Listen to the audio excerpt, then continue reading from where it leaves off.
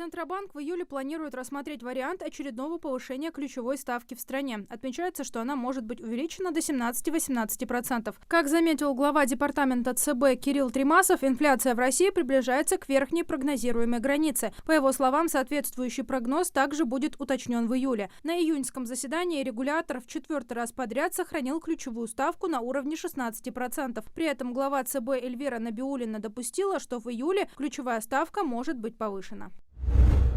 В сельском поселении Нижние Очелуки идет капремонт Центра непрерывного образования детей с ограниченными возможностями здоровья. На данном этапе завершились все демонтажные работы. Сейчас ведутся монтажные работы по электропроводке, электроосвещению, устройству подвесных потолков, установке отопительной системы, пожарной сигнализации и канализации. Работы ведутся в рамках госпрограммы «Развитие образования» и регионального проекта «Модернизация школьных систем образования».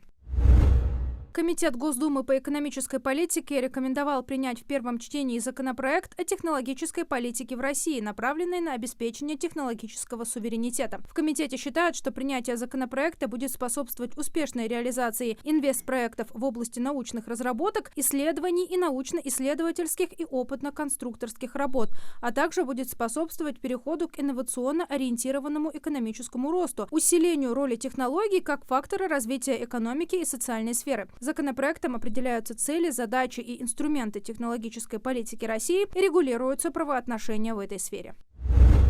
В Казани состоялась торжественная церемония открытия спортивных игр стран БРИКС, которые впервые в истории проводятся в России. Участниками игр станут около 4000 атлетов из более чем 90 стран со всего мира. Они разыграют награды в 27 видах спорта на 17 спортивных объектах Казани и Москвы. Официальная часть церемонии началась с видеообращения президента Российской Федерации Владимира Путина. Роскачество рассчитывает, что ГОСТ на школьную форму будет принят уже в этом году. Организация также продолжит и исследования в этой отрасли, заявил ее руководитель Максим Протасов. В прошлом году замруководителя Роскачества Елена Сарацева сообщила, что процент фальсификации при производстве школьной формы в стране достигает 50%. Основным нарушением является замена ткани с целью удешевления продукции. И ГОСТ направлен на то, чтобы одежда, которую ребенок носит целую неделю, отвечала не только требованиям безопасности, но и износостойкости.